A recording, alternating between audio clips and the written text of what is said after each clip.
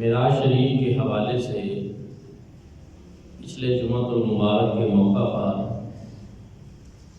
قرآن مجید فرقان حمید میں اللہ رب العزت نے جو سبحان فرمایا ہے، اس کے حوالے سے کچھ ملحوظات آپ کی خدمت میں پیش کی تھی کہ یہ ایک بڑا زبردست طریقہ ہے جو اللہ رب العزت نے واقعہ معراج کو بیان کرنے کے لیے اپنایا، اور ساتھ یہ بتا دیا کہ اللہ رب العزت کی ذات ہر قسم کے عیب، ہر قسم کے نقص اور ہر قسم کی کمزوری سے پاک ہے، اور یہ اس کا دعویٰ ہے۔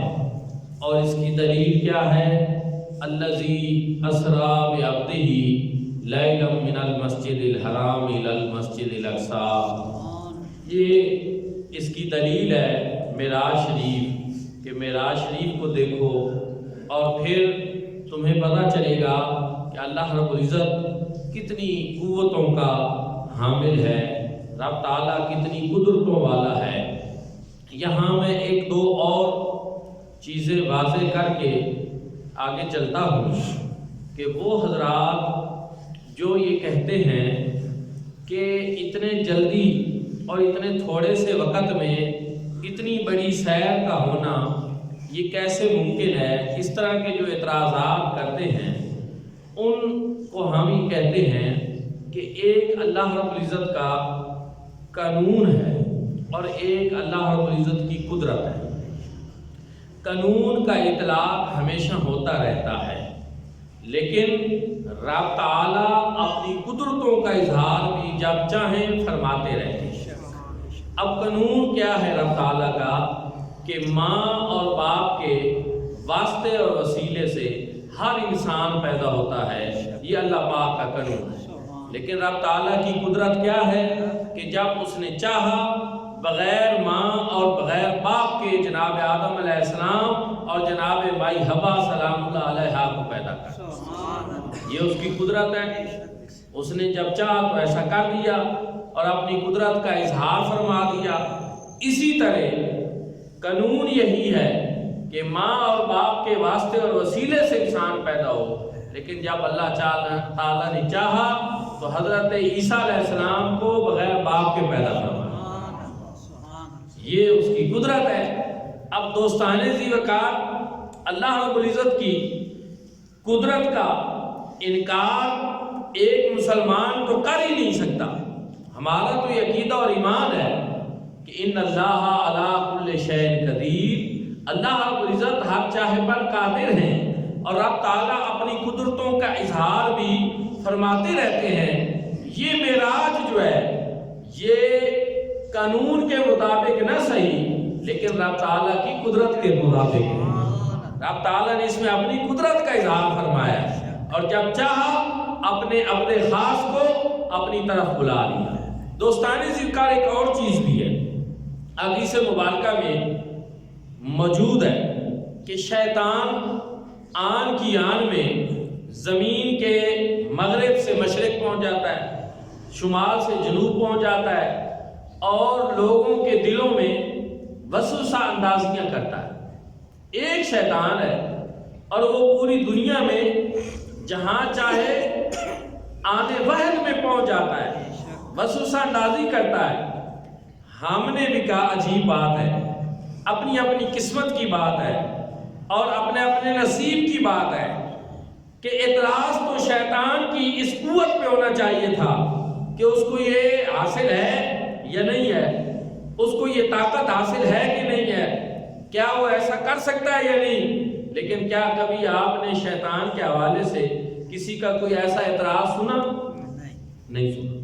شیطان پہ اعتراض نہیں کرتے، محبوب رحمان پہ اعتراض کرتے۔ یہ نصیب کی بات ہے، یہ اپنے اپنی قسمت کی بات ہے۔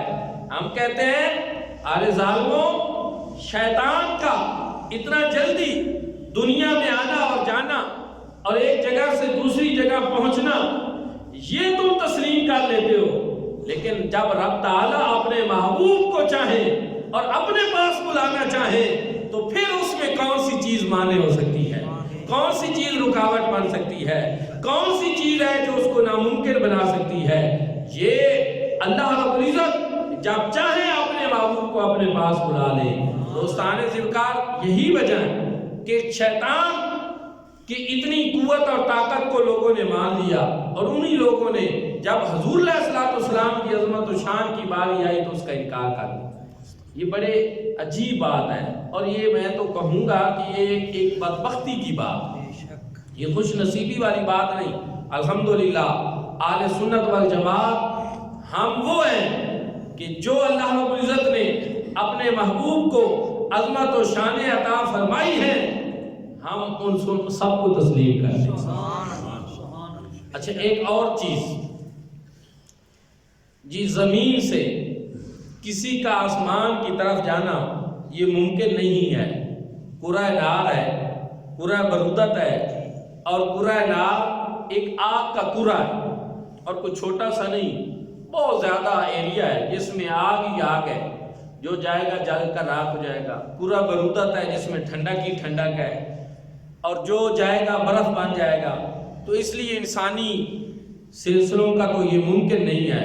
میرے بھائیوں اور دوستوں، پہلی چیز یہ ہے کہ آپ مجھے یہ بتائیں کہ سب مسلمانوں کا یہ عقیدہ ہے کہ جناب آدم سے لے کر جناب محمد مصطفیٰ احمد مجتبیٰ صلی اللہ علیہ وآلہ وسلم تک 1,24,000 کم و بیش انبیاء کرام، چونکہ انبیاء کرام کی تعداد کو معین کرنا یہ بات درست نہیں ہے، روایات مختلف ہیں۔ ہم معین کر دیں کہ اتنے ہیں، ایک بھی کم ہو جائے ایمان کا خطرہ، ایک ہم بڑھا دیں تو پھر بھی ایمان کا خطرہ۔ اس لیے جو تعداد انبیاء کرام کی اللہ پاک کو معلوم ہے، ہمارا سب کے اوپر اس کے اوپر ایمان ہے، تو وہ سب کے پاس جو جبریل امین آتے جاتے رہے ہیں، سب مانتے ہیں کہ وہ آتے رہے۔ جناب حضرت موسیٰ علیہ السلام کے پاس تورات لے کر آئے، جناب عیسیٰ پر انجیل لے کر آئے، جناب حضرت داؤد پر زبور لے کر آئے، حضرت ابراہیم علیہ السلام، حضرت نوح علیہ السلام، حضرت آدم علیہ السلام پر صحیفے لے کر آئے۔ دوستان ذوالفقار، حضور علیہ السلام پر قرآن لے کر نازل ہوتے رہے، ایک مرتبہ نہیں کئی مرتبہ آنا جانا ہوا، ہوتا رہا، آج تک جبریل امین کے آنے جانے پہ کسی نے اعتراض نہیں کیا کہ اس کے لیے یہ ممکن ہے یا نہیں ہے۔ میں نے کہا آپ مجھے بتائیں کہ جبریل کی عظمت و شان زیادہ ہے یا مصطفیٰ کریم صلی اللہ علیہ وسلم کی عظمت و شان زیادہ؟ جو جبریل کے بھی آقا ہیں، جو جبریل کے بھی سردار ہیں، اور جبریل تو وہ ہے کہ جو حضور علیہ السلام کی سواری کی براق سواری جو ہے اس کی لگام کو تھامے ہوئے ہیں۔ جبریل تو وہ ہے جو بغیر اجازت حضور علیہ السلام کے کاشانہ اقدس میں آتا ہی نہیں۔ جبریل تو وہ ہے جو مصطفیٰ کریم صلی اللہ علیہ وسلم کا غلام ہے، نوریوں کا وہ سردار ہے، لیکن میرے آقا کا وہ غلام ہے۔ میرے آقا علیہ السلام کی ذات کے سامنے جبریل امین ایک غلام کی حیثیت رکھتا ہے اور ایک وزیر کی حیثیت بھی رکھتا ہے۔ حضور نے فرمایا وزیرائے فی الارض و وزیرائے فی السماء، دو وزیر میرے زمینوں پر ہیں اور دو وزیر میرے آسمانوں پر ہیں۔ زمینوں پر ابو بکر و عمر ہیں اور آسمانوں پر جبریل اور میکائیل ہیں۔ وہ حضور کا وزیر ہے۔ حضور علیہ السلام کی جو بادشاہی ہے اس کا وہ تو ایک وزیر ہے، اور اگر ایک وزیر کی یہ شان ہے کہ وہ لا تعداد مرتبہ زمین پہ آ بھی رہا ہے اور جا بھی رہا ہے آسمان کے انہی کروں سے گزرتے ہوئے، تو مجھے کہنے دیجئے کہ جس کے وزیر کی طاقت کا یہ عالم ہے، اس بادشاہی کے بادشاہ کی طاقت کا عالم کیا ہے؟ نعرہ تکبیر، نعرہ رسالت، نعرہ حیدری۔ اور پھر حضور علیہ السلام نے یہ بھی بتا دیا کہ میری بادشاہی صرف زمینوں پر نہیں، میری بادشاہی تو آسمانوں کے اوپر بھی ہے، کیونکہ دو وزیر زمین کے ہیں اور دو وزیر آسمانوں کے ہیں۔ وزیر اس وقت ہوتے ہیں اور اس جگہ پہ ہوتے ہیں جہاں کسی بادشاہ کی بادشاہی ہوتی ہے۔ زمینوں کی بادشاہی بھی مصطفیٰ کی ہے اور آسمانوں کی بادشاہی بھی میرے مصطفیٰ صلی اللہ علیہ وسلم۔ فرمایا اسی لیے اعلیٰ حضرت نے کہا سر عرش پر ہے تیری نظر، دل فرش پر ہے تیری نظر، سر عرش پر ہے تیری راہ گزر، ملکوت و ملک میں وہ کوئی شے ہی نہیں وہ جو تجھ پہ عیان ہے۔ حضور زمینوں کے بھی بادشاہ ہیں، آسمانوں کے بھی بادشاہ ہیں، اور اللہ پاک بلا رہا ہے تو پھر کوئی چیز رکاوٹ نہیں بن سکتی، جب چاہیں اپنے رب کے حضور حاضر ہو جائیں۔ تو دوستانی ذوالفقار، اللہ رب العزت نے مزید ارشاد فرمایا کہ الذی اسریٰ بعبدہ، کہ رب کی ذات وہ ذات ہے جس نے اپنے عبد خاص کو یہ سیر کرا، صرف عبد نہیں، عبد ہی، یہ ہی ضمیر جو ہے مولانا روم نے بھی اس کو بیان کیا، علامہ اقبال نے بھی بیان کیا کہ عبد چیزیں دیگر و عبدہ چیزیں دیگر، کہ عبد اور چیز ہے لیکن عبدہ جو ہوتا ہے، عبد ہی جو ہوتا ہے یہ اور چیز ہے۔ کیا مطلب؟ عبد ہوتا ہے صرف بندہ، بندے تو سارے ہیں لیکن عبد ہی، رب نے فرمایا میرا بندہ، اور میرا بندہ خاص، عبد خاص۔ ساری دنیا کہتی رہے ہم اللہ کے بندے ہیں، رب تعالیٰ کو کوئی پرواہ نہیں کہ کوئی اس کا بندہ ہے یا نہیں ہے، لیکن کمال تو یہ ہے کہ وہ خالق اور مالک یہ بات فرما رہا ہو کہ یہ تو میرا بندہ ہے۔ اعلیٰ حضرت عظیم البرکت نے بھی واقعہ معراج کو قصیدہ معراجیہ میں بڑے خوبصورت انداز کے اندر جو ہے وہ بیان کیا۔ حکیم الامت حضرت اقبال نے بھی بیان کیا۔ انہوں نے جو بات یہاں پہ عبد کے لحاظ سے کی ہے، اگرچہ آج اس پہ میں تفصیل سے بات نہیں کروں گا، لیکن ایک خوبصورت بات ہے، کیونکہ بدقسمتی سے لوگ جو ہیں وہ ایسی چیزوں میں تنقیص کے پہلو نکالنے کی کوشش کرتے ہیں۔ یہ پورا سال نور نور، معراج کی رات آئی تو اب عبد عبد کہنا شروع کر دی، حالانکہ ان کو یہ بھی نہیں پتا کہ عبدیت جو ہے وہ نورانیت کے معنی نہیں، ایک دوسرے کی وہ ضد نہیں، دونوں چیزیں، لیکن مقام عبودیت ایک بندہ مومن کی زندگی میں سب سے اعلیٰ مقام ہے۔ یہ پہلے سمجھو تو صحیح کہ مقام عبودیت ہے کیا۔ حضرت اقبال نے کہا متاع بے بہا ہے درد و سوز و آرزو مندی، متاع بے بہا ہے، ایک قیمتی سامان ہے، ایک ایسی دولت ہے کہ جس کا اندازہ لگانا ممکن ہی نہیں۔ اور کون سی چیز؟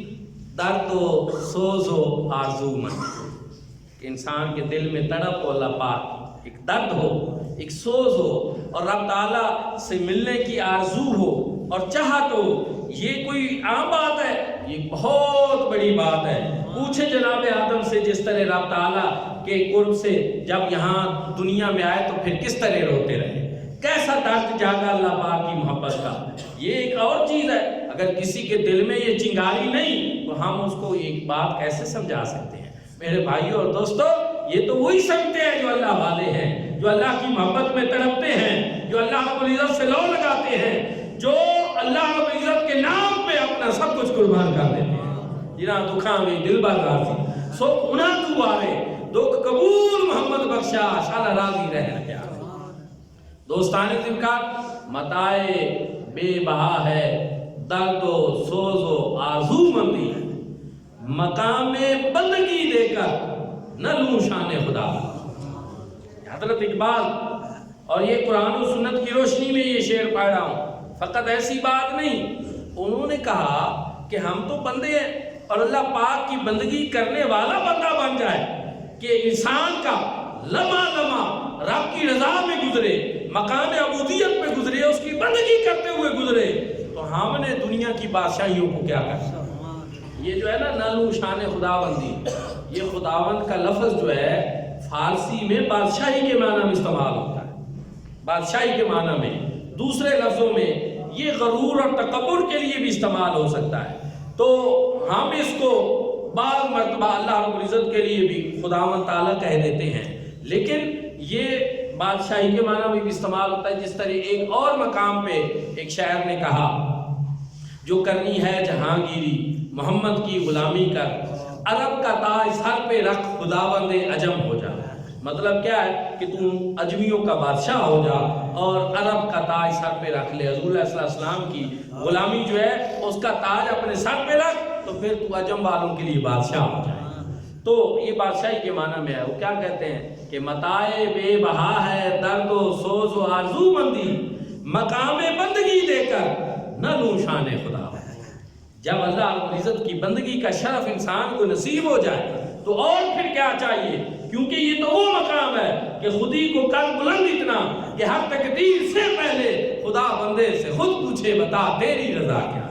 یہ تو وہ مقام عبودیت ہے جس کے بارے میں رب یہ ارشاد فرماتا ہے عسا ان یبعثک ربک کا مقام محمودا۔ یہ تو وہ عبد خاص ہے جس کے بارے میں رب فرماتا ہے وَلَسَوْفَ يُعْطِيكَ رَبُّكَ فَتَرْضَىٰ۔ یہ تو وہ مقام عبودیت ہے جس محبوب کے بارے میں رب فرماتا ہے یاسین والقرآن الحکیم۔ یہ تو وہ مقام عبودیت ہے جس عبد خاص کے بارے میں رب فرماتا ہے یا ایھا المزمل۔ یہ تو وہ ہے جس کے بارے میں رب فرماتا ہے یا ایھا المدثر۔ یہی وجہ ہے حضور سے امت فرماتے ہیں ارے تم نے حلیمہ سعدیہ کی بکریاں چراتے ہوئے دیکھ کر یہ سمجھا کہ شاید وہ بھی ہمارے جیسے ہیں، شہر مکہ میں شہر مدینہ میں چلتے ہوئے دیکھا، کیا تم نے عرش اولا کی بلندیوں پہ ان کو خرام راز کرتے ہوئے نہیں دیکھا؟ تمہیں شہر مکہ میں چلنا تو حضور کا نظر آتا ہے، شہر مدینہ میں حضور علیہ السلام کا خرام راز تو نظر آتا ہے، لیکن عرش اولا کی بلندیوں پہ جب وہ محبوب ٹہل رہا تھا تو کیا تمہیں وہ چلنا نظر نہیں آیا؟ وہ خرام ناز محبوب کا نظر نہیں آیا؟ وہ بلندیاں نظر نہیں آئی؟ وہ رفتیں نظر نہیں آئی؟ تو میرے بھائیوں اور دوستو، یہ میں یہاں کہنا چاہوں گا کہ یہ انسان کی بڑی بدبختی ہوتی ہے کہ وہ اس طرح کی چیزوں کو لے کر بیٹھ جائے جبکہ اللہ پاک تو اپنے محبوب کی عظمت و شان بیان کرتا ہے۔ سبحان الذی اسریٰ بعبدہ، پاک ہے وہ ذات جس نے اپنے عبد خاص کو یہ سیر کرا۔ عبد جو ہے، یہ بات یاد رکھنا کہ اس کا اطلاق بشر پہ صرف نہیں بلکہ ہر وہ چیز جو اللہ رب العزت کی بندگی کرنے والی ہے اس کے اوپر عبد کا اطلاق ہوتا ہے، چاہے وہ جن ہو، چاہے انسان ہو، چاہے وہ فرشتے ہو۔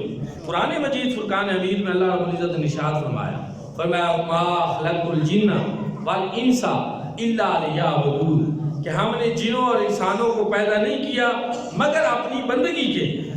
یعنی جن اگر اللہ کی بندگی کرے تو وہ بھی عبد، انسان اللہ کی بندگی کرے تو وہ بھی عبد۔ فرشتوں کے بارے میں اللہ رب العزت نے ارشاد فرمایا بل عباد مکرمون، یہ میرے بڑے مکرم بندے ہیں، یہ میرے بڑے مکرم بندے ہیں۔ فرشتوں کے بارے میں میرے بھائیوں ہم نے کہا اگر اللہ رب العزت جبریل امین کو عبد فرمائے اس کی نورانیت پہ فرق نہیں آتا، میکائیل کو اللہ رب العزت عبد فرمائے اس کی نورانیت پہ فرق نہیں آتا، جناب اسرافیل کو عبد فرمائے اس کی نورانیت میں فرق نہیں آتا، جناب حضرت اسرائیل کو اللہ رب العزت عبد فرمائے اس کی نورانیت میں فرق نہیں آتا، تو پھر اللہ رب العزت نے جب اپنے محبوب کو عبد بھی نہیں اپنے خاص فرمایا تو پھر حضور علیہ السلام کی نورانیت پہ بھی کوئی فرق نہیں،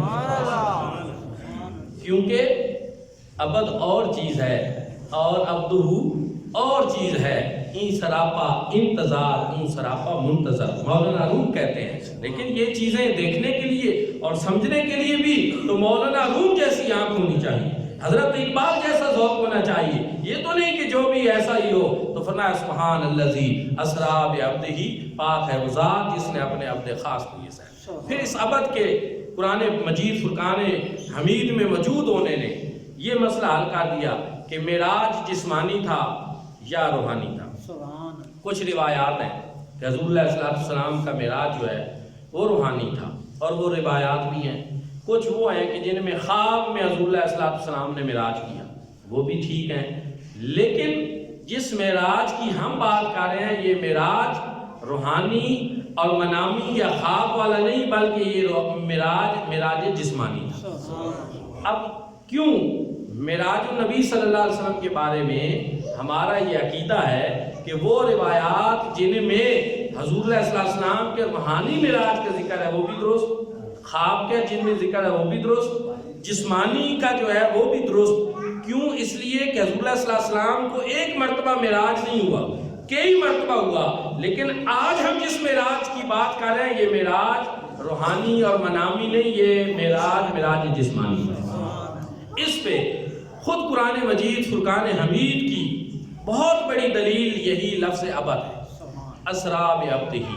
کیوں؟ اس لیے کہ قرآن پاک میں یہ عبد کا لفظ یہ ایک جگہ نہیں آیا، یہ متعدد مقامات پہ آیا، اور جتنی جگہوں پہ اللہ رب العزت نے عبد ذکر کیا ہے یہ روح اور جسم دونوں کے لیے ذکر کیا۔ مثلا اللہ رب العزت نے حضرت موسیٰ علیہ السلام کو حکم دیا کہ فرعون آپ کے اوپر بڑا ظلم کر رہا ہے، تو آپ یہاں سے نکل کر دریائے نیل کو پار کر جائیں۔ قرآن پاک نے اس حقیقت کو بیان کیا اور فرمایا وَلَقَدْ أَوْحَيْنَا إِلَىٰ مُوسَىٰ أَنْ أَسْرِ بِعِبَادِي۔ یہ ایک جگہ پہ قرآن پاک میں ہے، دوسری جگہ پر یہی آیت کریمہ تھوڑے سے تغیر کے ساتھ پھر موجود ہے، وَأَوْحَيْنَا إِلَىٰ مُوسَىٰ أَنْ أَسْرِ بِعِبَادِي، کہ تحقیق ہم نے وحی کی جناب موسیٰ علیہ السلام کی طرف کہ آپ میرے بندوں کو لے کر رات کے وقت جو ہے وہ دریائے نیل سے آگے پار گزر جائیں۔ اب یہاں پر بے عبادی کا لفظ جو آیا ہے وہاں آپ دیکھیں کہ کیا اللہ پاک نے جب یہ حکم دیا تو موسیٰ علیہ السلام نے بنی اسرائیل کی روحوں کو ان کے جسموں سے نکال کر دریا سے پار گزرے، یا بنی اسرائیل روح اور جسم دونوں کے ساتھ حضرت موسیٰ علیہ السلام کے ساتھ تھے؟ دونوں کے ساتھ تھے، روح بھی تھی جسم بھی تھی۔ تو پتہ یہ چلا کہ عبد کا لفظ قرآن پاک میں جب آتا ہے تو صرف روح کے لیے نہیں آتا بلکہ روح اور جسم دونوں کے لیے آتا ہے۔ تو حضرت موسیٰ علیہ السلام کو جب اللہ نے یہ فرمایا تو حضرت موسیٰ علیہ السلام بنی اسرائیل کو لے کر جسمانی طور پر بھی گئے، روحیں بھی ان میں موجود تھی۔ یہاں جب اللہ یہ فرما رہا ہے کہ ہم نے اپنے محبوب کو یہ سیر کرائی تو اسرا بعبدہ، تو پتہ یہ چلا کہ حضور علیہ السلام کی صرف روح نے یہ سیر نہیں کی بلکہ حضور علیہ السلام نے جب یہ معراج کا سفر کیا اور جب یہ سیر کی تو حضور علیہ السلام کا جسم بھی تھا اور ساتھ روح مبارک بھی۔ دوسری اس پہ اور بہت ساری آیات ہیں، بہت ساری، مثلا ایک اور میں آیت کریمہ عرض کر دیتا ہوں، آیات تو بہت زیادہ ہیں لیکن میں ایک اور عرض کر دیتا ہوں۔ مسلمان نماز پڑھتے تھے، ابو جہل روکتا تھا۔ مکہ میں حرم پاک میں مسلمانوں کو نماز پڑھنے سے ابو جہل روکتا تھا۔ مسلمان نماز پڑھتے تھے، حضور نبی کریم صلی اللہ علیہ وسلم نماز پڑھتے تھے، ابو جہل روکتا تھا۔ قرآن نے بیان کیا ارأیت الذی ینہا عبدا اذا صلی، کہ کیا تو نے اس شخص کو دیکھا ہے جو ہمارے بندے کو نماز پڑھنے سے روکتا ہے۔ اب جو حضور علیہ السلام حرم میں نماز پڑھ رہے ہوتے تھے تو وہ صرف روحانی طور پر پڑھ رہے ہوتے تھے یا جسمانی طور پر بھی؟ روحانی کا تو ابو جہل کو پتہ ہی نہیں لگنا تھا، وہ روک کیسے سکتا تھا کہ ایک کوئی روحانی سلسلہ کر رہا ہو اور روح کے سیریں ہو رہی ہوں، روح سے کوئی عبادت کر رہا ہو تو پتہ کیسے چلے گا؟ روکنے والا تو تب ہی روک سکے گا جب وہ جسمانی طور پر کچھ کر رہا ہوگا، اور نماز جسمانی طور پہ پڑھی جاتی ہے تو وہاں پر بھی کیا ہے ارأیت الذی ینہا عبدا اذا صلی، وہاں پر بھی عبد کا لفظ ہے اور جسمانی طور پر عبادت اور نماز کے بارے میں ہے۔ تو اس سے یہ پتہ چلا کہ قرآن مجید فرقان حمید نے سبحان الذی اسریٰ بعبدہ فرما کر گویا اس سوال کا جواب دے دیا کہ حضور علیہ السلام کا یہ معراج صرف روحانی نہیں تھا بلکہ حضور علیہ السلام کا یہ معراج جسمانی تھا۔ اس پہ ایک اور دلیل، اور اس پہ سب سے بڑی دلیل کہ حضور علیہ السلام نے جو کفار مکہ کو بتایا وہ روحانی معراج کا نہیں بتایا، وہ جسمانی معراج کا بتایا۔ اس پہ سب سے بڑی دلیل کفار مکہ کا انکار کرنا۔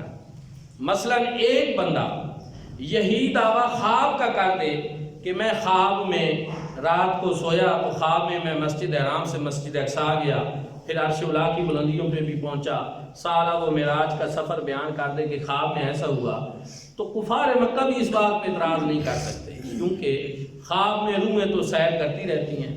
کسی کی روح ماشاءاللہ مدینے پہنچ جاتی ہے، کسی کی مکے پہنچ جاتی ہے، کسی کی روح کہیں سیر کرتی ہے، اور اس طرح کا کوئی بھی خواب بیان کر دے تو لوگ یہ نہیں کہتے کہ ایسا خواب میں ہونا ممکن نہیں، خواب میں تو ایسا سب کچھ ہونا ممکن ہے۔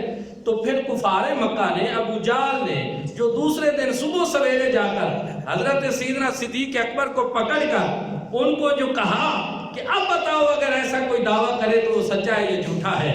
تو حضرت سیدنا صدیق اکبر نے کہا کہ ایسا ممکن نہیں۔ تو اس نے کہا اگر یہ دعویٰ حضور کرے، اس نے کہا پھر میں تو اس کی تصدیق کرتا ہوں۔ تو گویا ابو جہل کا انکار کرنا یہ اس بات کی دلیل تھا کہ کفار مکہ یہ سمجھتے تھے کہ جسمانی طور پر ایسا ممکن نہیں ہے۔ اللہ رب العزت نے ان سے انکار کروا کر بھی اپنے محبوب کی عظمت و شان کو بلند کر دیا اور قیامت تک کے لیے بتا دیا کہ حضور علیہ السلام نے جو اپنا معراج بتایا تھا وہ اپنا معراج روحانی نہیں تھا، خواب والا نہیں تھا، بلکہ اپنے جسمانی معراج کا ذکر کفار مکہ کے سامنے کیا، اور پھر اللہ رب العزت نے ان سے انکار کروا کر یہ بتا دیا کہ حضور علیہ السلام کا معراج جو ہے وہ روحانی یا خواب والا نہیں تھا بلکہ وہ جسمانی معراج۔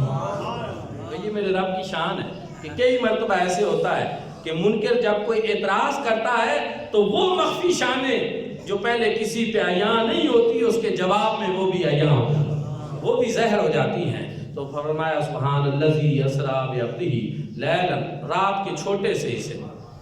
یہ لیلا کا لفظ جو ہے اس کے اوپر دو زبریں ہیں اور اس کو تنوین کہتے ہیں، اور یہ تنوین التنوین للتقلیل ہے، یہ قلت کے لیے بھی آتی ہے، کسی چیز کا کم سے کم حصہ بیان کرنے کے لیے آتی ہے۔ اور جو میں نے پچھلے جمعہ پہ وہ بیان کیا کہ اتنا کم وقت کہ پانی بھی واپسی پہ وضو کا چل رہا تھا، کنڈی بھی ہل رہی تھی، جاتے ہوئے براق جس درخت سے ٹکرایا تھا اس کی ٹہنیاں اور شاخیں اسی طرح ہل رہی تھیں، یہ ساری چیزیں ان کے اوپر خود قرآن پاک یہ بیان کر رہا ہے کہ وہ زیادہ دیر نہیں لگی بلکہ رات کے ایک چھوٹے سے حصے میں اللہ رب العزت نے اتنی بڑی سیر کر۔ اللہ رب العزت جب چاہیں وہ اپنے قانون سے ہٹ کر اپنی قدرت کا اس طرح اظہار فرماتے رہتے ہیں، اور یہ معجزہ معراج حضور نبی کریم صلی اللہ علیہ وآلہ وسلم کا جو ہے یہ اللہ پاک کی قدرت کاملہ کی ایک بہت بڑی دلیل ہے، رب تعالیٰ کی قدرت کا ایک بہت بڑا اظہار ہے۔ تو دعا ہے کہ اللہ کریم ہم سب کو حضور نبی کریم صلی اللہ علیہ وآلہ وسلم کی عظمت و شان، مقام اور مرتبہ سمجھنے کی، اس کو تسلیم کرنے کی توفیق عطا فرمائے۔ آخر دعوانا الحمدللہ۔